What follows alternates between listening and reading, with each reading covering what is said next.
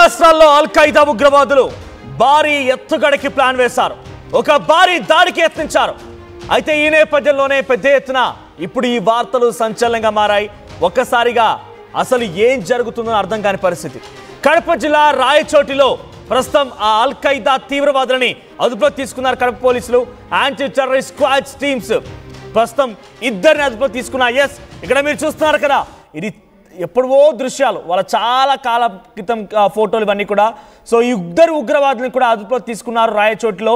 ప్రస్తుతానికి వీరికి సంబంధించిన విషయాలని చాలా క్లియర్గా పోలీసులు విచారిస్తూ ఉండగా సంచలన నిజాలు బయటపడుతున్నాయి.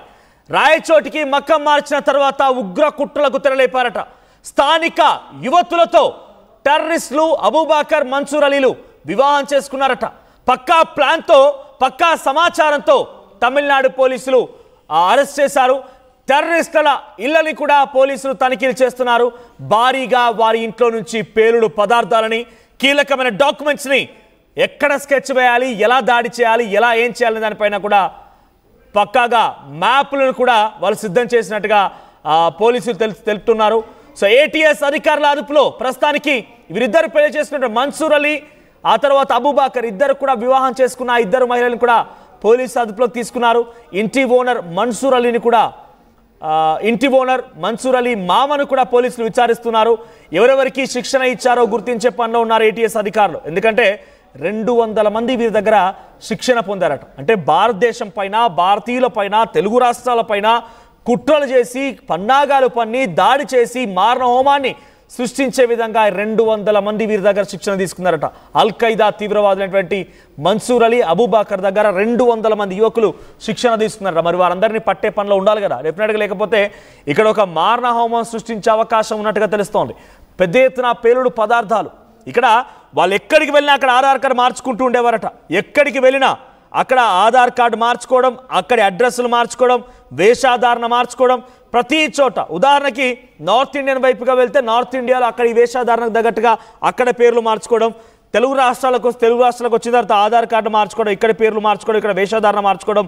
ఎక్కడికి వెళ్తే అక్కడ ఆధార్ కార్డు ఒకటి రెడీగా ఉంటుంది, అక్కడ ఒక బ్యాంక్ ఖాతా రెడీగా ఉంటుంది, అక్కడ ఎక్కడ ఉండాలి, ఎలా ఉండాలి, ప్రతిదీ కూడా రెడీగా ఉంటుంది. ఒక బకెట్ బాంబుని, పేలుడు పదార్థాలని ప్రస్తుతం వారి నివాసాల నుంచి స్వాధీనపరుచుకున్నారు. రాయచోటికి వచ్చిన తర్వాత ఒక ఇద్దరిని మహిళల్ని పెళ్లి చేసుకున్నారు వీరు. వారిద్దరికి సంతానం కూడా కలిగింది. సో ప్రస్తుతానికి ఆ మహిళలను కూడా పోలీసులు యాంటీ టెర్రరిస్ట్ స్క్వాడ్స్ అదుపులోకి తీసుకున్నాయి. సో ఏటీఎస్ అధికారులు అదుపులో తీసుకుని వారిని విచారిస్తుండగా చాలా కీలక విషయాలు బయటపడుతున్నాయి. ఆ ఇంటి ఓనర్ ఎక్కడైతే రాయచోట్ల వీళ్ళు ఉన్నారో, ఆ ఇంటి ఓనర్ మన్సూర్ అలీని కూడా ప్రస్తుతం మన్సూర్ అలీ మామని కూడా ప్రస్తుతం పోలీసులు విచారిస్తున్నారు. అయితే ఒక చిల్లర దుకాణం నిర్వహిస్తూ ఉండేవాట మన్సూర్. చిల్లర దుకాణం నిర్వహించేటువంటి మన్సూర్కి ప్రతిరోజు ఒక పార్సల్ వచ్చేదట. మరి ఆ పార్సల్లో ఏముంది అనే దానిపైన కూడా పోలీసు ఆరాధిస్తే ఆ అన్నదమ్ములు కీలక డాక్యుమెంట్లని స్వాధీనం చేసుకున్నారు. ఏంటి ఆ డాక్యుమెంట్లు? ఎక్కడెక్కడ ఆపరేషన్ చేయాలి, ఎక్కడెక్కడ క్రౌడీగా ఉంటారు, ఎక్కడగా హై డెన్సిటీ పాపులేషన్ ఉంటుంది. తెలుగు రాష్ట్రాల్లో హైదరాబాద్లో ఎక్కడెక్కడ హై డెన్సిటీ పాపులేషన్ ఉంటుంది, విజయవాడలో ఎక్కడ హై డెన్సిటీ పాపులేషన్ ఉంటుంది. హై డెన్సిటీ పాపులేషన్ అంటే తక్కువ స్థలంలో ఎక్కువగా జనాభా ఉండడం.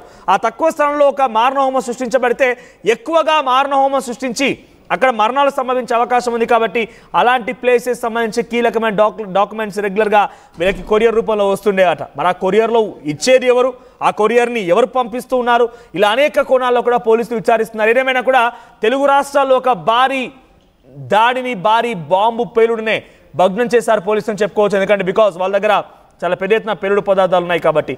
ఇంకా వీరి దగ్గర 200 మంది యువకులు ఎవరైతే శిక్షణ పొందారో వారిని కూడా గుర్తించే పనిలో ఉన్నారు. ఎస్, మరిన్ని అప్డేట్స్తో మా ప్రతినిధి కిషోర్ సిద్ధంగా ఉన్నారు. ఎస్ కిషోర్, ఏంటి కడప జిల్లా రాయచోట్లో ఇద్దరు కూడా వివాహం చేసుకున్నారు. ఎక్కడికి వెళ్తే అక్కడ ఆధార్ కార్డు రెడీగా ఉండడం, ఎక్కడికి వెళ్తే అక్కడ బ్యాంక్ అకౌంట్ రెడీగా ఉండడం. ఏంటి నిజంగా ఒక చిల్లర ఉగ్రవాదులే అంత స్థాయి ఉండకపోవచ్చు, సహకరించి ఉండొచ్చు, ద్రోహులుగానే భావించినటువంటి ఆ సమయం నుంచి ఒక్కసారిగా పోలీసుల విచారణలో వీళ్ళ దగ్గర పేలుడు పదార్థం ఉండడం ఏంటి, మ్యాప్లు ఉండడం ఏంటి, ఎక్కడెక్కడ కుట్రలు పడినారు అంతా కూడా, ఎక్కడెక్కడ దాడులు చేయాలని ఒక ఆలోచనతో బయటకు వెళ్ళారంతా కూడా. మనోజ్, ఏదైతే నిన్న రాయచోటిలో అల్-ఖైదా తీవ్రవాదులతో ఒక రకంగా సన్నిహిత సంబంధాలు ఉన్నటువంటి ఇద్దరు ఉగ్రవాదులను అదుపులోకి తీసుకున్న తర్వాత అటు రాయచోటి పోలీసులు అప్రమత్తం కావడం జరిగింది. ఆ నేపథ్యంలోనే అటు రాయచోటి ప్రాంతంలో వారు నివాసం ఉన్నటువంటి ప్రాంతంలో కూడా క్షుణ్ణంగా తనిఖీలు నిర్వహిస్తున్నారు. ఈ నేపథ్యంలో కీలకమైనటువంటి, అంటే కొంత సంచలనమైనటువంటి విషయాలు కూడా వెలుగులోకి వచ్చినట్టు సమాచారం. ఈ నేపథ్యంలోనే అక్కడ 3 ఆటోలకు సంబంధించినటువంటి భారీ పేలుడు పదార్థాలను కూడా స్వాధీనం చేసుకున్నారంటే ఏ స్థాయిలో వాళ్ళు తెలుగు రాష్ట్రాల్లో ఉగ్ర దాడికి వ్యూహం పన్నారు అన్నటువంటి అనుమానాలు కూడా బలాన్ని రేకెత్తిస్తున్నట్టు. మరోవైపు అటు బకెట్ బాంబును కూడా స్వాధీనం చేసుకున్నట్లు సమాచారం తెలుస్తుంది. అయితే వీరిద్దరు ఎవరైతే అబూబకర్ సిద్దిక్ అదేవిధంగా మన్సూర్ అలీ ఖాన్లు గత 15 ఏళ్ల క్రితం ఇక్కడ రాయచోటికి మకాం మార్చారు. మకాం మార్చిన అనంతరం కూడా ఇక్కడ ఉన్నటువంటి స్థానికంగా ఒక పేద కుటుంబానికి చెందిన 2 యువతులను కూడా వీరు వివాహం చేసుకోండి జరిగింది. అయితే కొత్తపల్లికి చెందినటువంటి ఒక ప్రాంతంలో ఒకరు వివాహం చేసుకుంటే అదే విధంగా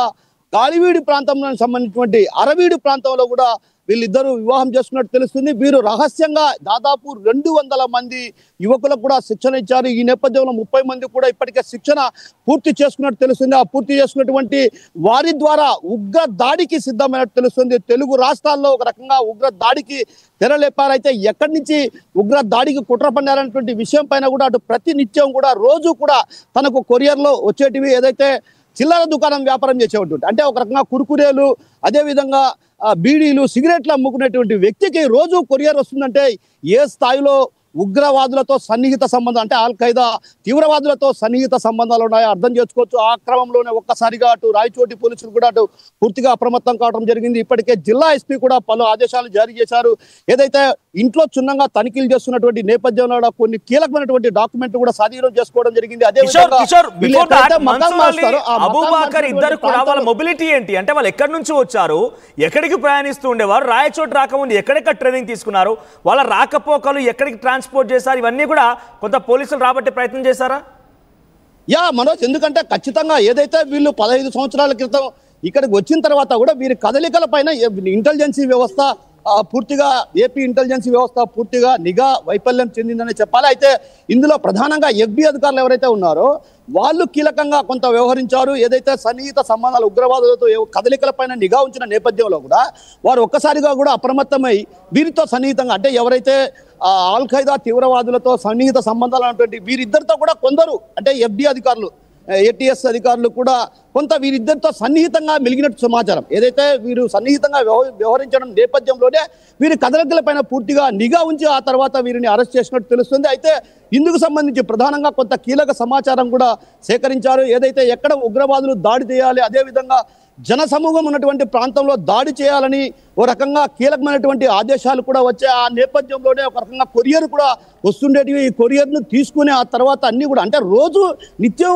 ఒక ప్రాంతం నుంచి కొరియర్ వచ్చేది. అంటే ఏ ప్రాంతం నుంచి కొరియర్ వచ్చింది ఏంటన్నటువంటి విషయం పైన కూడా అటు ఆరాధిస్తున్నారు. అదేవిధంగా ఇందులో ఏదైతే ఆల్ ఖైదాకు సంబంధించి ప్రధానంగా ఎవరితో సన్నిహిత సంబంధాలు ఉన్నాయి, అదేవిధంగా వీరు పెళ్లి చేసుకున్నటువంటి కుటుంబ నేపథ్యాన్ని కూడా ఒక రకంగా ఆరాధిస్తున్నారు. అదేవిధంగా వారి ఇళ్లలో కూడా క్షుణ్ణంగా సోదాలు చేస్తున్నారు. అదేవిధంగా వీరికి ఆధార్ కార్డు అంటే ఏ రాష్ట్రానికి వెళ్తే ఆ రాష్ట్రానికి ఆధార్ కార్డులు కూడా తీసుకుంటున్నారంటే పరోక్షంగా ఇక్కడ ఉన్నటువంటి కొందరు వీరికి కొరియర్ ఎక్కడి నుంచి వచ్చేది కొరియర్ పంపించిన వాళ్ళు ఎవరు, దాని తాలూకా ఇన్ఫర్మేషన్ ఏమైనా బయటికి తెలుస్తోందా? ఖచ్చితంగా మనోజ్, అవన్నీ పూర్తి విషయాలు మరి కాసేపట్లో జిల్లా ఎస్పీ విద్యాసాగర్ నాయుడు అదేవిధంగా డిఐజీ కూడా మరి కాసేపట్లో సమావేశంలో అటు పూర్తి వివరాలు వెల్లడించే అవకాశాలు ఉన్నాయి. ఎందుకంటే కొంత గోప్యంగా ఉంచాల్సినటువంటి అవసరం ఉంది. అదేవిధంగా ఏదైతే జిల్లా అంటే అన్నమయ్య జిల్లాతో పాటు కడప జిల్లాలో కొన్ని ప్రాంతాల్లో కూడా వీరి కదలికలు ఉన్నాయన్నటువంటి అనుమానాలు కూడా భారీగా వినిపిస్తున్నాయి. ఈ నేపథ్యంలో కడప నగరంలో కూడా కొన్ని ప్రాంతాల్లో గతంలో కూడా దాడులు చేసినటువంటి నేపథ్యం. ఆ నేపథ్యంలో కూడా ఆల్ ఖైదా తీవ్రవాదులకు సంబంధించి కొంతమంది కదలికలు కూడా కడప జిల్లాలో అక్కడక్కడ ఉన్న విషయాన్ని కూడా అటు అనుమానాలు రేకెత్తిస్తున్న పరిస్థితి. ఆ అనుమానాలు రేకెత్తిస్తున్న పరిస్థితుల్లో పోలీస్ శాఖ కూడా ఇప్పటికే అప్రమత్తమైంది. అయితే వీటి వివరాలకు సంబంధించి అటు పూర్తి స్థాయిలో పోలీసు అధికారులు గోప్యంగా ఉంచడానికి ప్రధాన కారణం ఎవరైతే ఆల్ ఖైదాతో సన్నిహిత సంబంధాలు ఉన్నటువంటి ఉగ్రవాదుల కదలికలు ఉన్నాయో ఆ నేపథ్యంలో వారంతా కూడా అప్రమత్తమై 200 మంది యువకులు ఎవరు, 200 మంది యువకులు ఎక్కడి నుంచి వచ్చారు, ఏ రకంగా వీళ్ళు విస్తరించారు, వాళ్ళకి ఏ రకంగా ట్రైనింగ్ ఇచ్చారు? జనరల్ గా మనం పాకిస్తాన్ సంబంధించి యుద్ధం సమయంలో అక్కడ టెర్రర్ క్యాంప్స్ ని మనం పేల్ చేసిన తర్వాత ఒక్కొక్కటి లోతుగా పరిశీలిస్తే ఒక క్యాంప్ ఏర్పాటు చేసుకున్నారు. ఉదాహరణకి బహవల్పూర్లోని జైషీ మహమ్మద్ కానివ్వండి, లేకుంటే మురిద్కేలోని లష్కర్-ఇ తోయిబా అంటే వాళ్ళ స్థావరాలు ఏర్పాటు చేసుకొని వాళ్ళకి శిక్షణ ఇవ్వడం కోసం అన్ని రకాల ఏర్పాట్లు చేసుకున్నారు. ఇక్కడ అబూబకర్ అండ్ మన్సూర్ అలీ ఆ 200 మంది యువకులకి ఏ రకంగా శిక్షణ ఇచ్చారు, ఆ 200 మంది యువకులు అసలు వీళ్ళు ఉగ్రవాదులను ఎలా కనుగొనగలిగారు, ఎటువంటి ఆలోచనతో? బికాస్ 200 మందిని ఉగ్రవాదులను తయారు చేయగలిగారు ఇద్దరు అనుకుంటే కనుక తెలుగు రాష్ట్రంలో ఒక రకంగా ముప్పని భావించాలి. సో ఆ రకమైనటువంటి ఆ యువకులను ఎలా కనుగొనబోతున్నారు, ఏ రకంగా వారిని అన్వేషించబోతున్నారు?